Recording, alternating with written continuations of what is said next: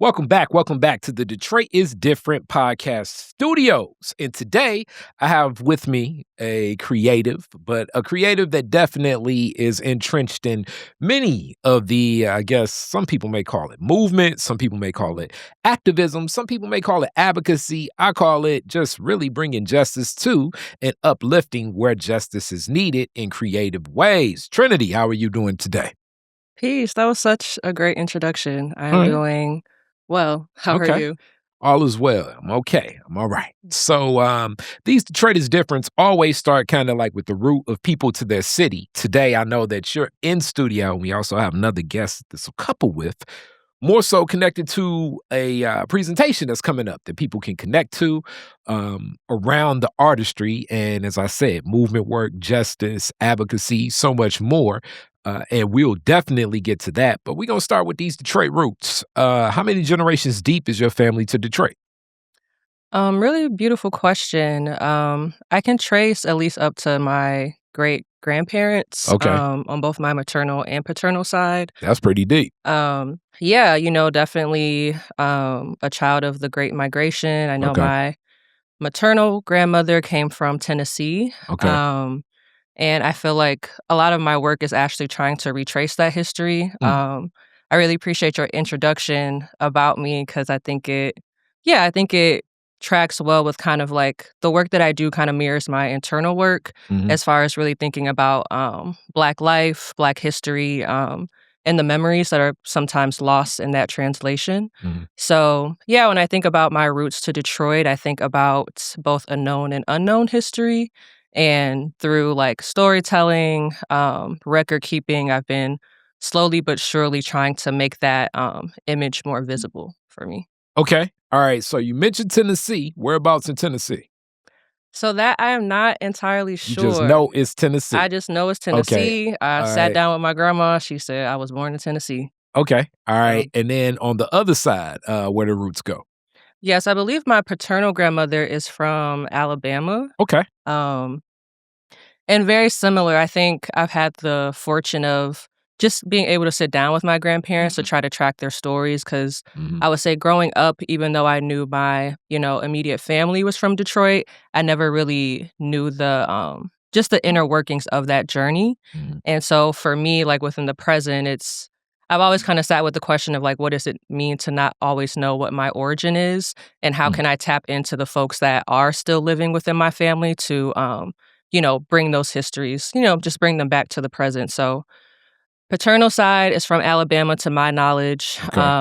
I think through those conversations, also similar histories as far as, great-grandparents being Mm, sharecroppers, working the land, coming to Detroit during the industry boom with, mhm. cars, um, and then, yeah, somehow just, like, keeping roots, both on the west side and the east side of the city. Okay. All right. So that kind of brings us to the city. Mhm. So what neighborhood do you remember from your family? Where they at? What stands out as they say, we used to live over this way? Mm. Yeah, I really like that question. I feel like anytime I think about Detroit, the central place for that is my grandmother's house. Okay. So I do have memories of going over my grandmother's house, but she lived on my maternal grandmother's house. She lived on the west side on St. Mary Street. Mm. And what? I think like near Greenfield. Okay. Um, That is a definitely known community. yeah. A lot of things like in that area that I can kind of think of, like, so that pocket, District 1, definitely, Hmm. shout out to James Tate and everything, but, it's a community that's not so far from, like, everything with, Rosedale Park, but a Hmm. community all with its own. A lot of families have been there for generations connecting, and then also, there are a lot of places that'll have larger homes in the city of Detroit, but that's Hmm. definitely one of them that does, and the big front yards and some of those houses, like, you just you don't even necessarily know how large those houses are until you get in there, like Mm. St. Mary's, Ashbury Park, like that community, in around like Greenfield, Schoolcraft, that neighborhood. So, Right. So now I guess I gotta get to, that's what stands out, that grandma's house. What were the type of gatherings you were going over there? What are some things that stood out as a kid you remember in that neighborhood? Yeah, great question. And yeah, so I know my grandma, she had like a ranch. It was like a ranch style house. Okay. So I'm also like getting together my directions and locations in I Detroit. got you, I So got you. in that general area, but I think like a lot of Black traditions, thinking about grandmother's house as a gathering space, a space for celebration, especially around the holiday seasons.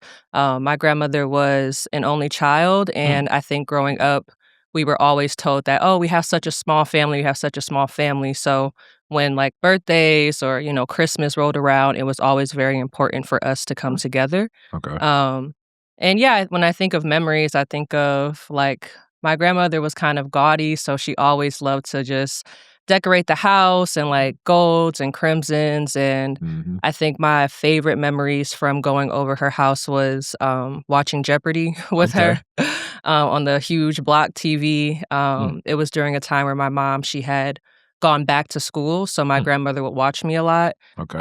And yeah, so I think just like those familial memories of knowing that coming together as a Black family was integral towards thinking about, how we just live through times of loss, but then also, I don't know, like both loss and kind of becoming. Mhm, I say loss because kind of going back to understanding my family's history, there's actually a lot of gaps that I find often.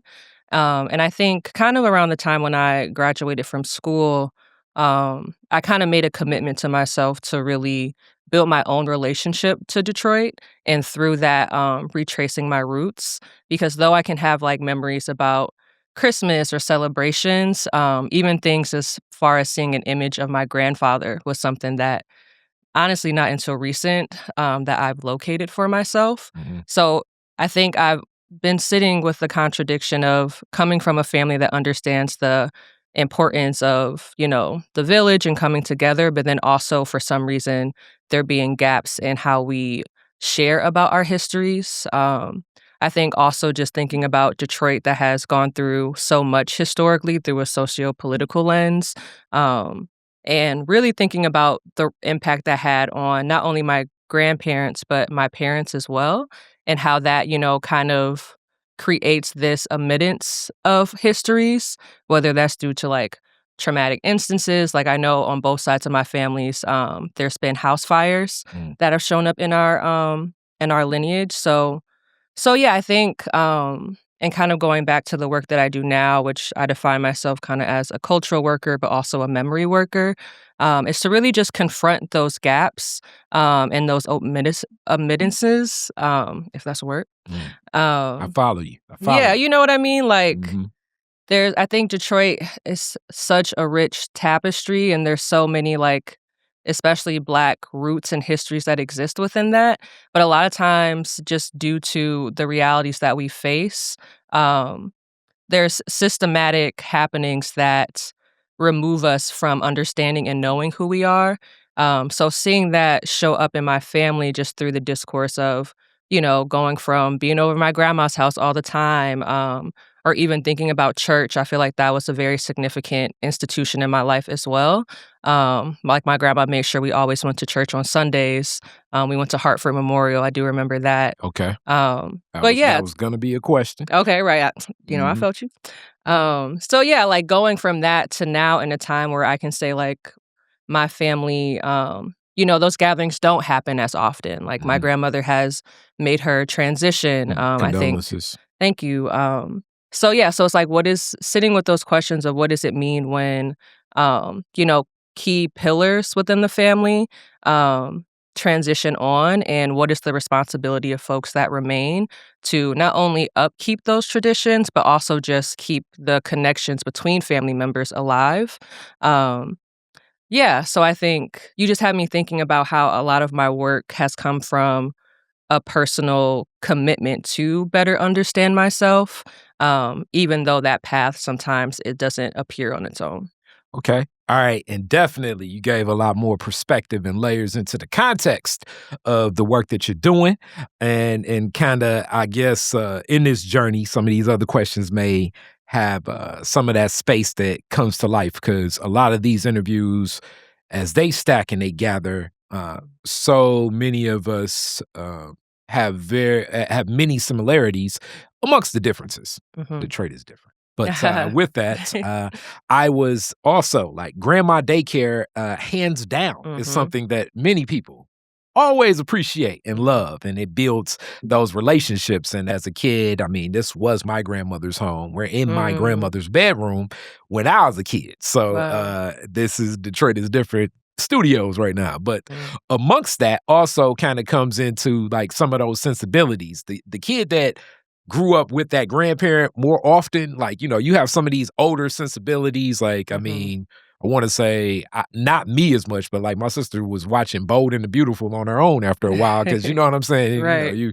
You be over there all the time and Mhm. different things like that, and, having an appreciation for the, I forget, like, like the blue tin can foil cookies that you'd be like, "This is That never actually disgusting." have cookies in the tin, like, Yes, yeah, yes, I feel you. yes. So, like, different things like that. Now, Mhm. with that, I was gonna say, as one of those people, when your mother goes back to school and you're with your grandma more, like, do you take on, like, a whole lot of, like, just even the journey sometimes, being out with Mhm. grandma versus, parents, it's just a different feel. Mm. What stands out? What are those memories? You mentioned that she definitely was into, like, redesigning and style, Yes. the golds and things like that. Mhm. Like people sometimes are the grandmas that got the bracelets, the rings, and all of that stuff. She may have Mhm. been into that, but Yes. what stood out? What are those things?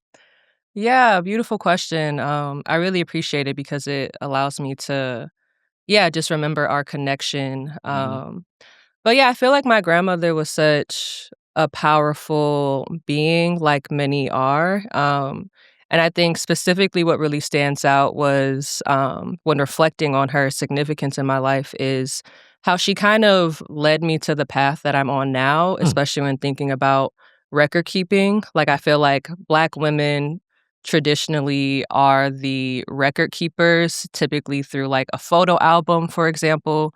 Every time I had a birthday, she either gifted me a journal to write in mhm, or a photo album. mm, And one of the last photo albums that she gave me, because usually they were just blank, but mhm, one of the last ones, she gave me all of these like old school pictures of like mm. her when she was a child, Okay. her mother, which my mom called Madeir, Mhm, um, like my grandfather, so, like, finally getting to see an image of my grandfather and my great-grandfather, so mhm, just really starting to restore those lost histories, all within the act of, giving, like, mhm, these are your people, like, know their images, know their stories, and so, yeah, I think it was really fascinating to consider her as kind of being the OG archivist in my mm, family, and through just, like, her commitment to preserving our family, passing those skills down to me to now be at a point where,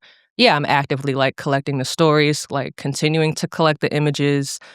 She always would have, like, a camera. She had a best friend named Miss Cheatham, and every time we had a little gathering, Miss Cheatham always had her little disposable camera there you go. to take pictures, and she's since also transitioned, may she rest. Mm, So yeah, so I think there's like this interesting thing with time where it kind of like the past kind of collapses within the present. And when I have like these different artifacts, such as the photo album she gave me, or when I go to buy like my own disposable camera, I think about the folks that, put those materials or tools in my hands to begin with. mhm, So yeah, my grandmother, she was many things, but I think above all, she was someone that loved her family.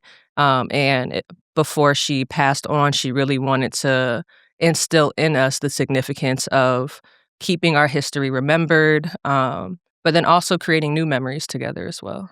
okay, and also, like, a lot of these interviews, I give some context Mhm. because even though you are definitely younger in itself, but I do have to contextualize some of this. So, if you're watching this and you're like, "What is a disposable camera?" Okay, it was a point in time I'm where, dead. cell phones, well, first off, everybody didn't really have a cell Not phone, and everybody then has cell phone. furthermore, the cell phone did not have photos on it, Right. and it's grown. But before then, you would stop at like a CVS or Rite Aid, and Mhm. you buy these disposable cameras, and then you would take them to like that place, and then they would be, they would develop these photos, Right.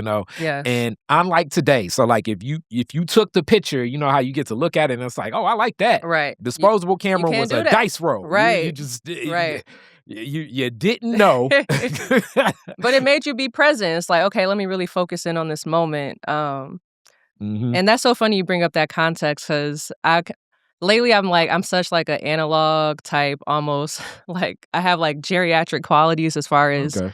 just understanding the significance of, yeah, like, life beyond, technology or just Mhm. really instilling that practice of what it means to be present with a moment, because Mhm. understanding that, just the impermanence of our lives and how everything is changing, and as I'm thinking about this, I feel like that's another quality I remember about my grandmother, like, she was very slow, like, if and everyone knows if you took her to the grocery store or to the mall or something, she'd be like, "I'll be right out."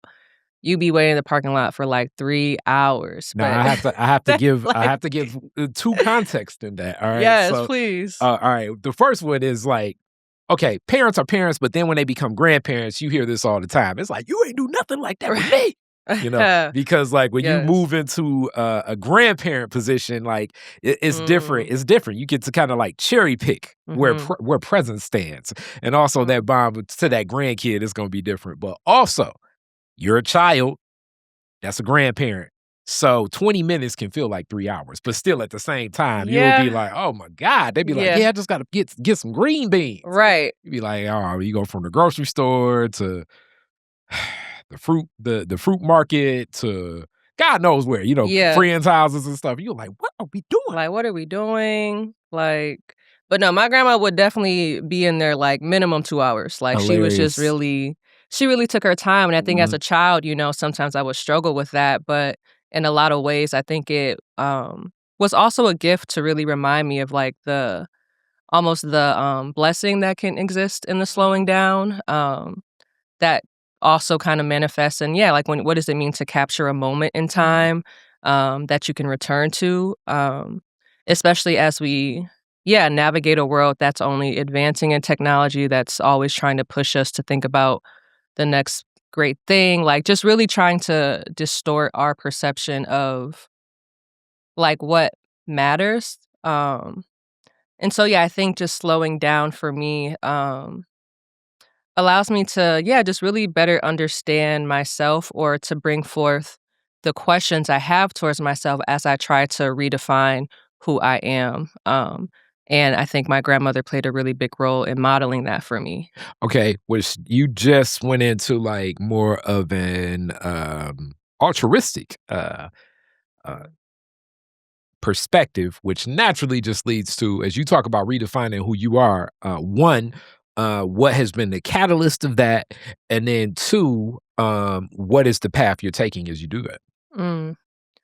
Yeah, good question. I think as far as the catalyst, and this might kind of trickle into, what we're also talking about in relation to the Boggs Center and upcoming programming, but um, yeah, I would say that is a really good question. I think for many, 2020 was just this interesting vortex that really kind of also manifested this slowing down, whether folks wanted that to happen or not. And I think for me specifically, that was a time where I had graduated from college. So I was also returning home, but then still sitting with these larger questions. Because, for example, on my maternal side, I know that my great grandfather actually held a PhD in writing and but also was, like, born into slavery. So, just, like, understanding that story, but then comparing that to understanding my family now where, getting higher education isn't as common practice, I'm bringing that up to say that within the confrontations I've been having with the gaps within my memory, I think that just really started to will me to begin the process of putting the pieces together, and exploring what is possible when I know myself wholly. Because 'cause I think school is also an interesting space where, all throughout life, you're told, like, go through school, you get a degree, and then you get a good job and things like that. But, as an actual student, I actually had a very turbulent time in school, not so much to say that classes be classing, like, they can really impact, an individual, but I think a lot of people sometimes don't talk about the impact schooling, especially, like, school that comes from a Western culture. I went to a predominantly white school as well, so I feel like people don't really talk enough about the impact, on the psyche that academic spaces can have on people, like, as you're trying to make yourself or become this new person through the academy, you're also confronted with the realization that there's still obstacles, there are still forces that despite the knowledge that you try to attain for yourself to better understand yourself and your people, there's these larger structures that will still define you or classify you as unworthy, classify you as, like, not being able to access the freedom or the success, quote unquote, that you desire, like, through your education. So I think long story short, my time at school really kind of made me confront the question of, as I make my life, I cannot allow an institution to define who I am. That is something that I have to build my own, like, rigorous discourse around myself. And it also kind of led me to understand that the makings of myself has to come from a worldly experience.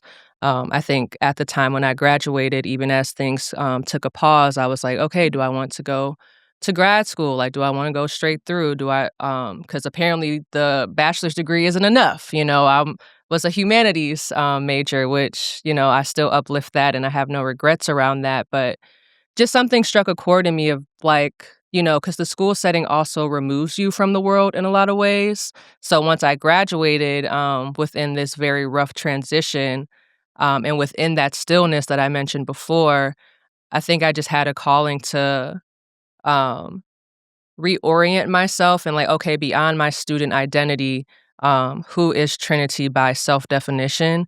What is she committed to? Who are the people that she's committed to? And yeah, what is my work becoming in a world that is also rapidly shifting? So I would say, like, really graduating from school and returning home led me to think about these deeper questions. Um, and what was the other part of your So it question? was 2, but even before we go there, because you're going deeper with the answers, I wanna get to, like, a couple things, then we can get Okay. straight to the art. So you've mentioned school a couple of times. Mhm. We always talk about, neighborhood that you identify with most growing up, A, and then B, what schools did you go to? Mm. So you mentioned college, so I guess we usually kinda center around high school and college, Mhm. but first, what neighborhood, do you identify most as, like, "That's my neighborhood"? Yeah, good question. Thank you for bringing me back. So yeah, I named my grandmother's house as something that makes me think about Detroit the most Mhm. because I actually grew up right outside of the city. Okay. So I grew up in the Oak Park area, Alright. like off of Greenfield 8 Mile. So, like, Okay. literally around the border. Mhm. And then once I went to middle school, I moved up a mile. So then I lived between 9 and 10 Mile in Oak Okay.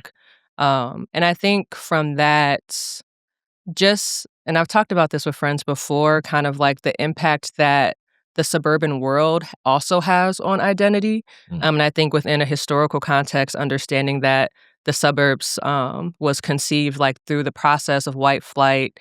Mhm. But then also, I think within my own particular family's history, my mother actually had lived in Oak Park too. Like, she had grown up, I think first on the west side, lived on the east side temporarily, had the house fire.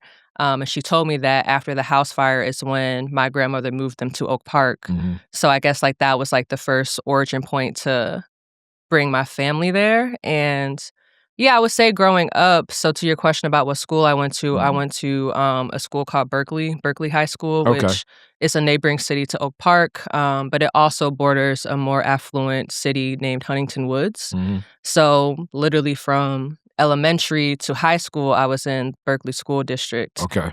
in which I got in literally through, like, like, the lottery system that they do. Mhm. Um, So I think also that experience of growing up in predominantly white spaces also kind of, once again, makes someone confront this question of like, what does it mean to be other? Mhm. In a lot of my classes, whether I was in like, yeah, I think I was always just like a humanities person. So I like writing, I like social studies.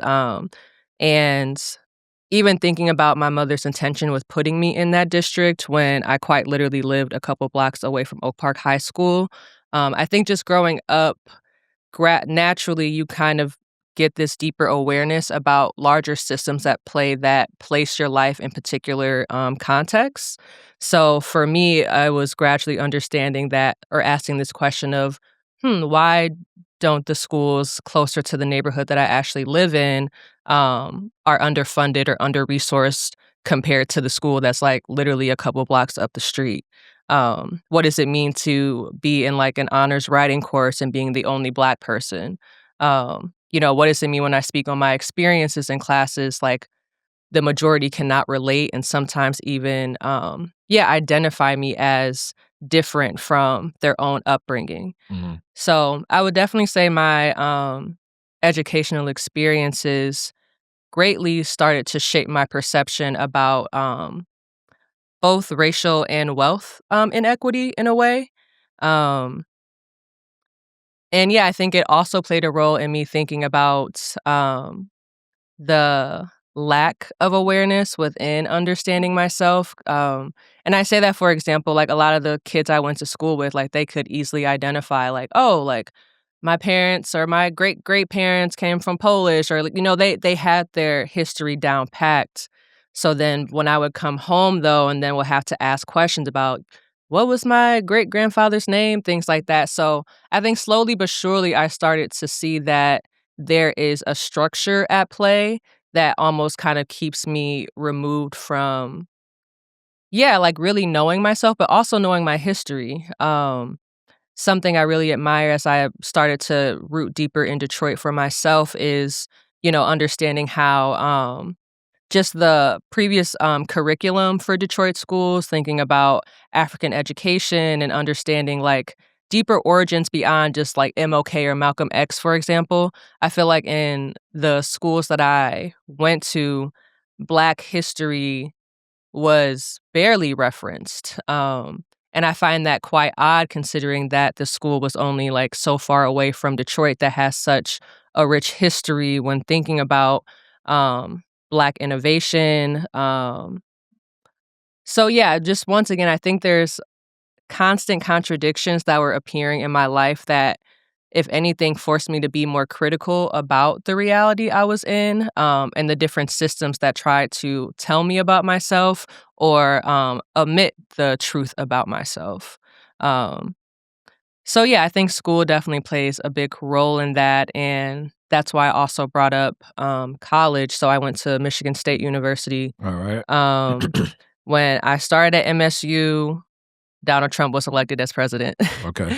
When I ended at MSU, COVID-19 pandemic happened. So each year brought forth these, only thing I can call is like a battle of just like what is going on. Like I'm trying to gain this education. I've been told to work all of my life to get to this point, but the world around me is crumbling. And so one, like how does that reflect my inner world in a sense of like constantly feeling disoriented and not understanding who I am because the places and spaces I occupied um just explicitly told me like they weren't meant for me. Like this isn't a space where you're going to learn about your history. This is a space that will make you that will essentially prepare you to be a cog in a capitalist machine in my interpretation. So yeah, I think just having all these instances of,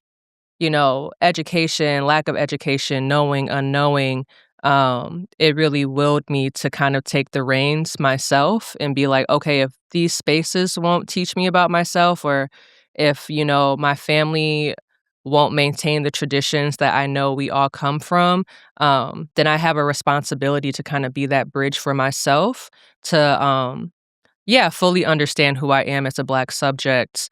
Because for so many years, that was something that was never offered to me. Okay, so a couple different things that I always do with Detroit is different is contextualize some things. So Yes. as you talk about Oak Park for people, Oak Park is definitely a suburb of the city of Mhm. Detroit. Originally, you all can check a couple archives of interviews to like even get more of a feeling of this. But the Baba Mudu interview, the um, Ajra interview of really speaking about more so with Mudu about like baseline and the black growers that were already like kind of in and around that community. It really stands out with Royal Oak Township. That is like one of the oldest black communities like in the Midwest or something. Like some of those families that have been there for generations, and it it it's unique, kind of like some of that footprint of where things are. That through a lot of this and everything and connecting, that you're just like, man, it ain't nothing but white people over here. But Mm. nah, it's been some black people in some of that footprint for a long time. Now, when you talk about Berkeley, definitely, I've Yes. worked in Berkeley. That's a Oh, whole okay. different get down. Yes, Um, yes. that's a whole different get down. I was at that Harmony House for people that remember Harmony House. But Mm. the community that definitely like Huntington Woods, Royal Mhm. Oak is there, and what's happening with that school system. A lot of kind of what you said and uplifted, and then go green. You went to Michigan State.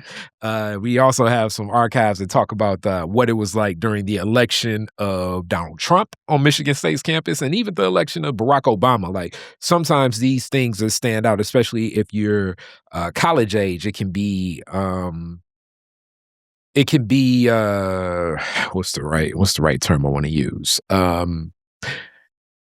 It's going to be a lot more impactful as at that age and everything that's happening.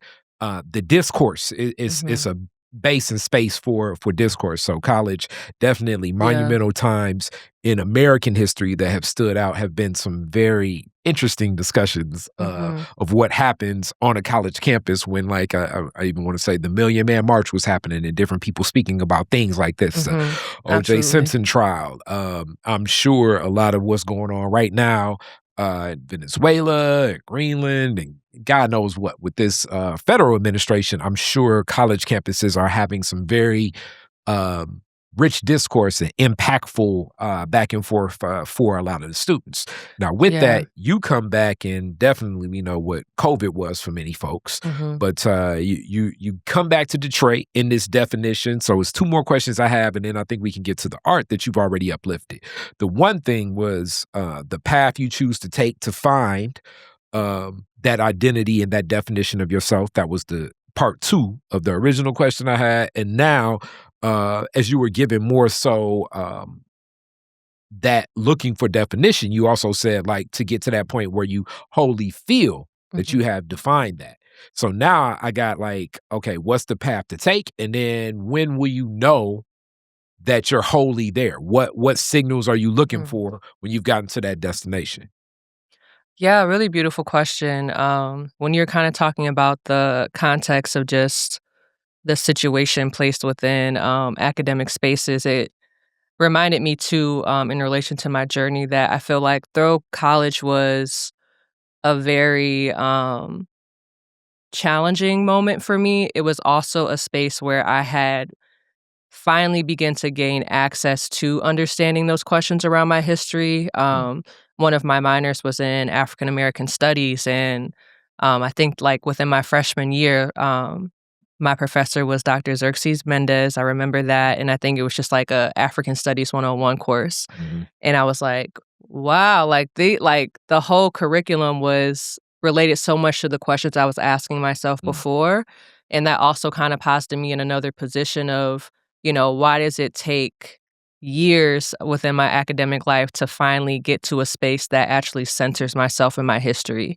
And then also like provide me that deeper kind of Black community that was, I won't say entirely absent within my childhood because, I had cousins on cousins, I had Black friends, usually I feel like there's something unique within Black girlhood, especially if you're in white spaces, like whatever Black girls are in your class or in your school, like, y'all become friends because Also, you grew up in Oak Park. It's like Right, Oak Park exactly, yeah. if you go to any park in Oak Park, usually Yes. it's a small Hasidic Jew community, a Mhm. Jewish community, I should say. But other than that, Oak Park, you bumping into some Black folks. Let's Absolutely. like, Shout out to Shepherd's Park, the train park, yep. barbecues every summer, all I'm that. pretty sure you can. It's gonna be some shea butter and Murray's wave grease if Right. you needed to get access to it in Oak Park. Absolutely.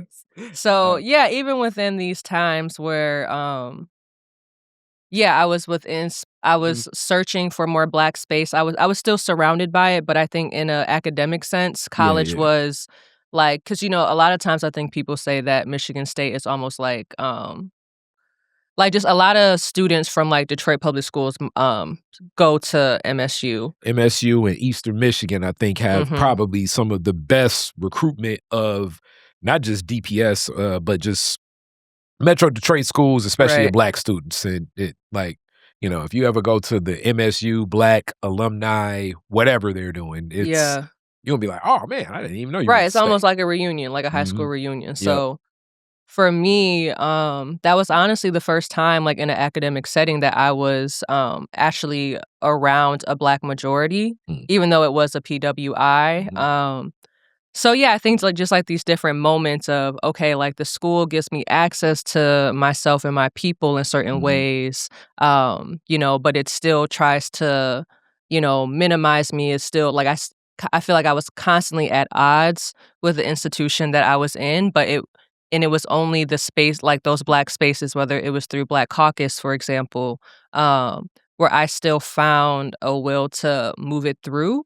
So I guess I'm trying to say, like, the practice of community building and understanding the significance of Mhm. connecting with other people, really showed up for me within school, but it was because we were constantly trying to fight against the institution. Like, I just remember so many rallies that students would organize just so we could, like, have a say about the politics that ruled us within that setting.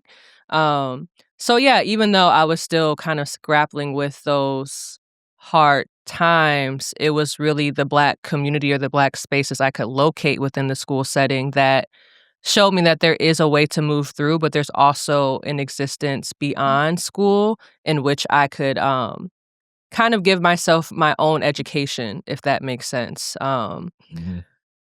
So yeah, I think it's just you're making me reflect on just like how dynamic the journey has been for me. And I think to the point around what that journey looks like, I think the first step is um, being comfortable within the discomfort of the unknown. Okay. Um, I think it could have been easy for me to kind of accept the conditioning that I was brought up within the school setting as far as, like, your history doesn't matter. Mm. Like, only know this history. But, that didn't stop me. I think if anything, it made me more curious, and over time, going back to the college setting, I allowed myself to be a part of different programs or spaces that I felt like would support my journey and better understanding myself. The Black Caucus, like I named before, being a really rich space.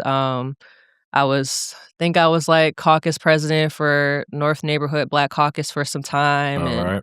I was brought in through like other friends that I was making on campus. And so I just remember these very like small moments of even just like gathering with other people that looked like me and had similar stories. Um yeah, it was kind of like a invitation to explore what what wasn't offered to me like in other settings. So Yeah, and um as I've uplifted on many of Detroit's different episodes, and will continue.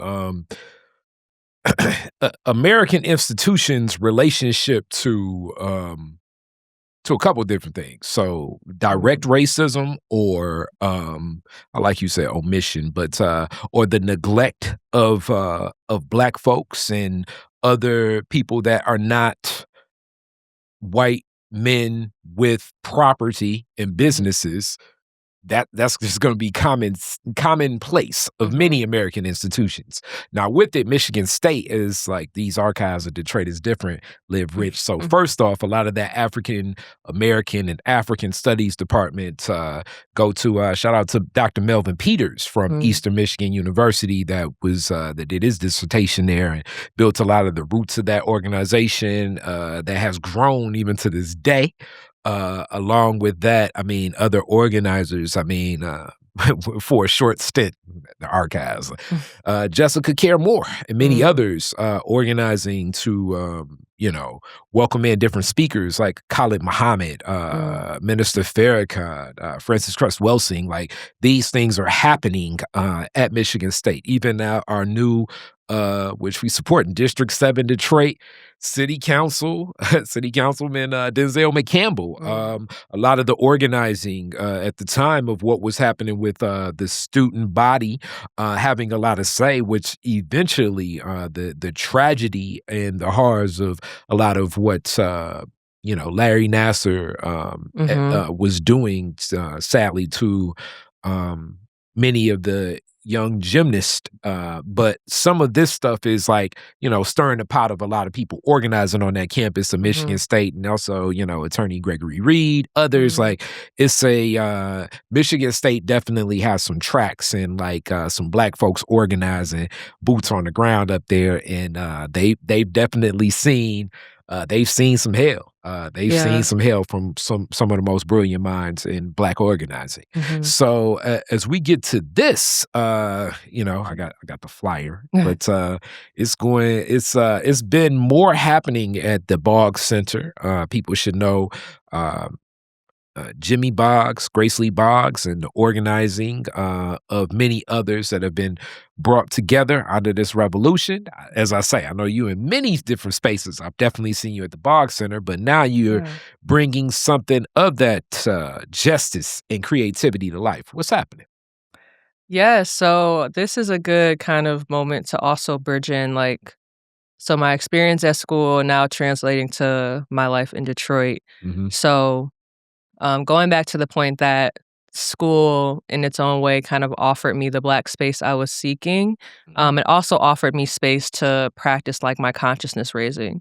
And specifically, I was, a part of this program called MRULE, which stood for Multiracial Unity Living Experience. Hmm. That's wild, I remembered that, but There you go.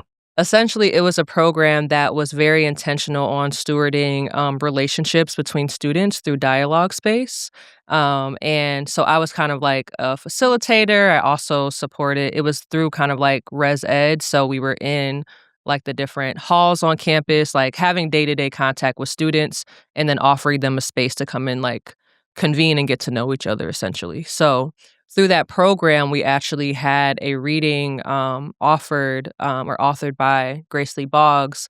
And that was really my first introduction to her. I can't recall the specific essay, but I actually think Tawana Petty, in fact, had came out and spoke to our program one day just to uplift like who she is, the work she was doing in Detroit, and inviting us into kind of like this Boggsian question of what time is it on the clock of the world.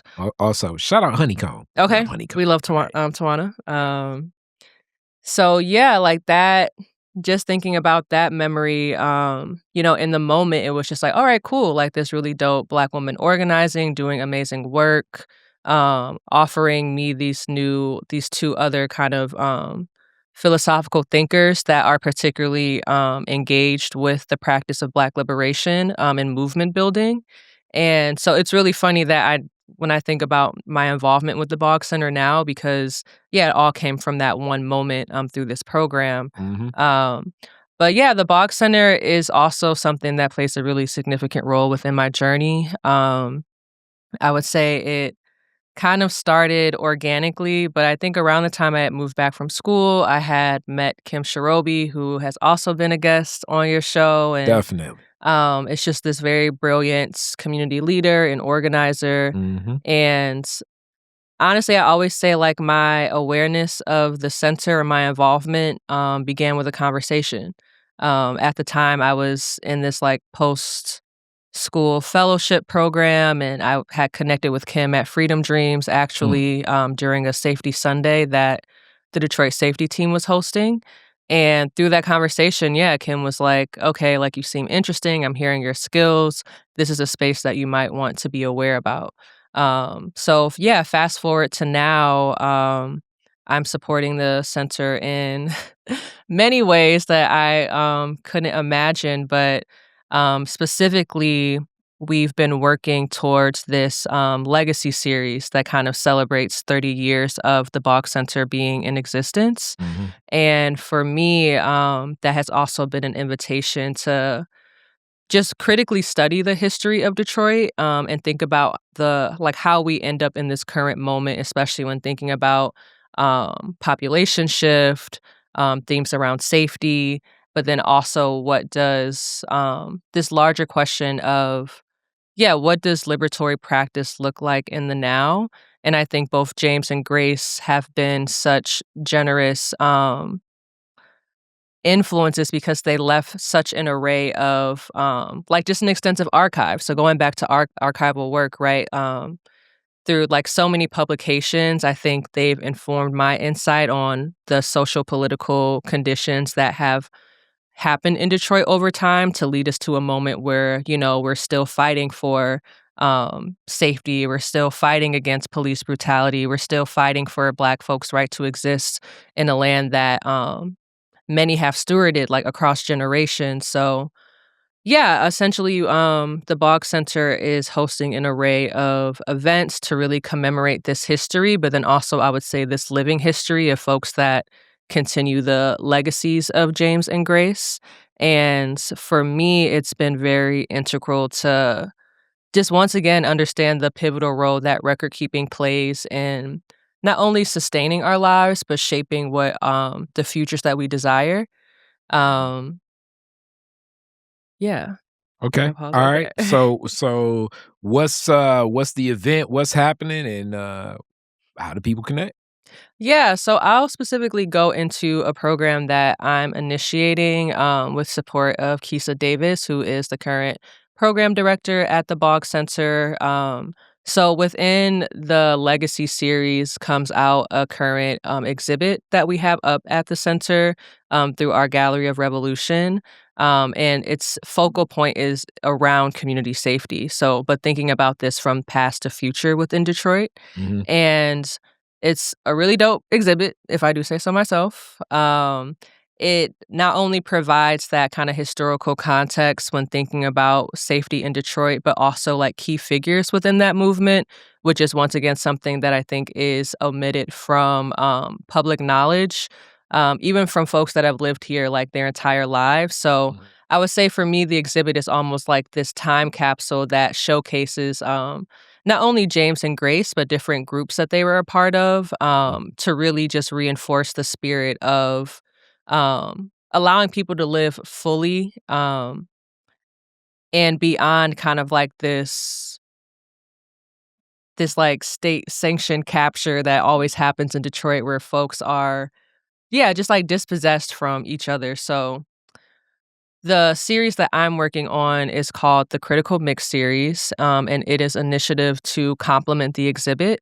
I think a lot of folks are, you know, similar to the position I was in, was like, okay, what is the Boggs Center? What is it does? I feel like the Legacy series is a great way to tap into understanding the inner workings of what we do. And so a really big question we've been sitting with since the exhibit has opened is how do we just raise awareness about it? And through that, we came up with this initiative called Reflection. I'm sorry, not Reflection Fridays. First Fridays. So on the Mhm, first Friday of every month, folks can come out and check out the exhibits without an appointment. Otherwise, you do have to make an appointment to come and view. But it's also a great time just to connect with other folks that work at the Boggs Center, mhm, and then, of course, like tap into that deeper history of thinking about community safety. And to complement that initiative, we've conjured up something called the Critical Mix series. mhm, And the Critical Mix series is essentially an invitation to bridge the work of the Boggs Center to kind of like the creative landscape that exists in Detroit. I don't think I have to say much about, the integral role that Black music has played within the city and the role that the city has played in producing Black music. So the critical mix is a way to essentially invite local artists, specifically DJs, to learn more about the history of the center, but then through their own kind of sonic interpretations, create a DJ mix Hmm. that responds to a piece of literature or media that relates to the exhibit. Okay. Um, so it's an intentional way to once again revive that history while also bringing forth a contemporary, like building new meaning and relationship to it through the perspectives of creatives. So it touches personally for me as I also kind of explore my relationship to music and sound and just the role that it's played across space and time in really putting a language to freedom making, in my opinion. I think a lot of times people always look towards certain symbols when thinking about liberatory practice. But music has always kind of been this universal language to not only unite people, but to also just uplift like what we're fighting for. And I think that it's necessary for the Boggs Center to also interrogate, because it also just kind of bridges access for people to learn in new ways. I kind of spoke before about how, Western cultures are very kind of linear and kind of very much so connected to capitalism, but sound and music has always been something that has lived beyond the definition of capitalist means. And I know that's like funny to say when seeing our current music industry, like that very much so does have like capitalist ends. But I think in terms of community building and understanding the role that music plays within Black life and survival, yeah, the Critical Mix series is just that attempt to recognize that relationship and bring more people into it so they can understand the histories of like where they come from. Um, so in specific, I've kind of selected specific literature that comes from the exhibit. So the first mix, for example, which I will be offering uh, a DJ mix to, is in response to Ed Whitfield's essay on liberated zones, which, funny enough, was the first essay that or the first essay that the Boggs Center did. Like they did a study circle around it a couple years ago, and that was actually the first event that I had went out to for the Boggs Center. So it's just been this really dope, yeah, almost like a cyclical relationship to be like, this is a piece that invited me into that space, and now I'm creating my own meaning interpretation. Um, I kind of lost my train of thought, so you might got to edit that. But yeah, I don't know. It's just the Critical Mix series is a really dope way to think about, yeah, how do we bring folks into the movement through their own interest and skill sets. So Okay. yeah. So it's first Friday. I'm Yes. guessing it's going to be at the Boggs Center. How do you register? How do you like what time? What's those steps? Yeah, good question. So, I feel like one way to stay abreast to how when the Critical Mix series is happening is through our socials. Okay. We also have a newsletter called What's Living for the Change. what is the social handle? Yep. So it's just Boggs Center on Instagram. I think that's Okay. like our primary Channel. social media But channel. even before we go there, what time? I know it's first Friday. What time will it be on that first Friday if a person wants to come? Yeah, good question. I'm gonna look to Kisa. And I Okay. know you're like, I you got can you. edit. It's 1 to 4, right? Okay, 1 There to we go. 4. All right. So Alright, 1 to cool. 4. Okay. Yeah, so from 1 to 4, folks can Mhm. come to the Boggs Center to Mhm. check out the Critical Mix series. Okay. We'll be launching it in February for Black Histories/Black Futures Month. Mhm. Um, So that'll be Friday, February 6th. Do you have to yes. be a DJ? Because you said you wanted to focus on DJs coming out to this. No, so yeah, so let me clarify. So we sent direct invitations to local DJs Okay. to participate. Mhm. So on the Friday, what will happen is the mix that a DJ creates in response to the text that we send them Okay. will then play during I got the you. I first got you. Friday. So Yeah. so now it's like I got a curated experience where I got a DJ mix in the background as I'm looking at the exhibit. Absolutely. Like, I Okay. think it's a way to make the exhibit more immersive. Okay. And then, yeah, once again, just like shape new meaning through folks' contact with it, Okay. which I think hits different than just like, coming to a gallery and looking at things. It's like, how do we, like, what are the textures of liberation? I feel like it's what the mix is trying to address.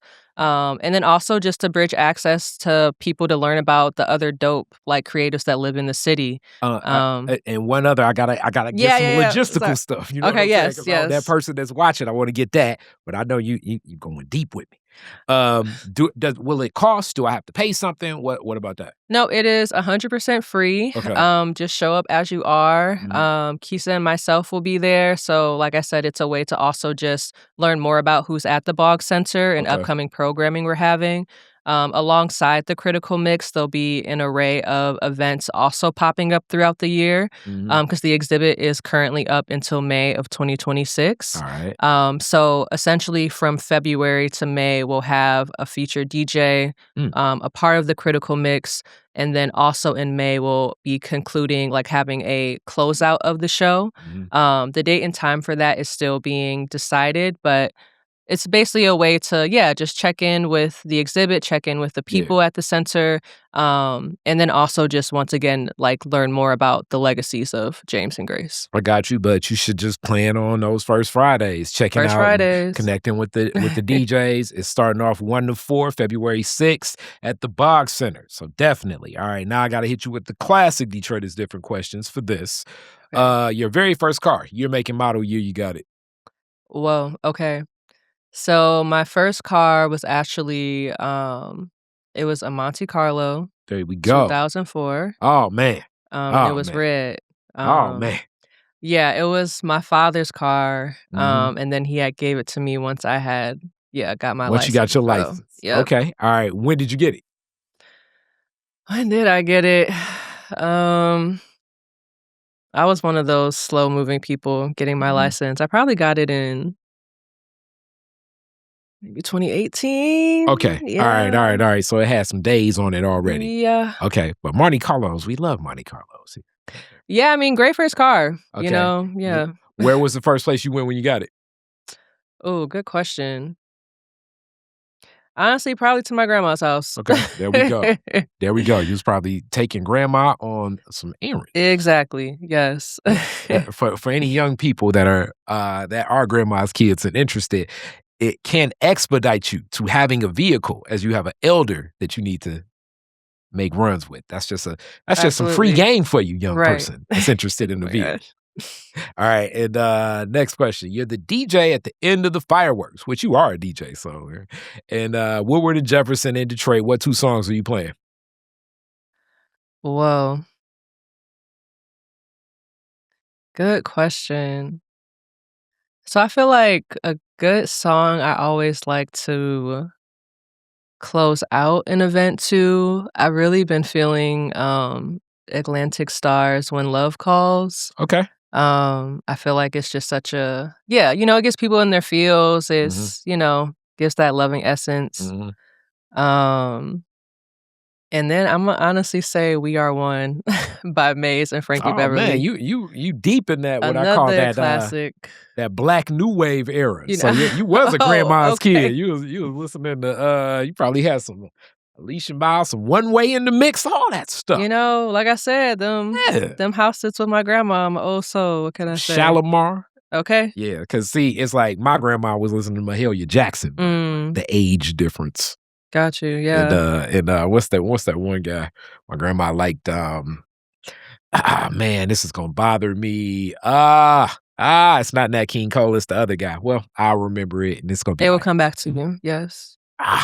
yep. All right. Last question. Last question. You could rename Woodward after one Detroiter, who would it be and why? Hmm, these are some good questions. I feel like the spirit of Charity Hicks is really calling me. Mm. I was just in another space in the city. I think it was a rally for Venezuela, at a Kibalan, and I think her name was invoked, and even though I never had the opportunity to meet Charity, I think, um, yeah, the spirit of her work lives on in, like, what I'm doing, and I think what the Boggs Center is doing, especially when thinking about safety or centering the lives of Detroiters, beyond profit. So, Hmm. yeah, I feel like Charity Hicks is a name that everyone should know, and yeah, if that was what people were cruising down on the way to downtown, I think that would be dope.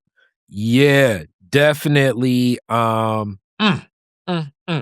'Cause, Charity, rest in peace, definitely, one of those people that Lord knows is like a catalyst, like, "Man, this shoulda connected," but also very Mhm. funny. I know people also talk a lot about her personality and what it was, but great timing with jokes. Love you, and, very instrumental in the, Black food sovereignty movement in, Mhm.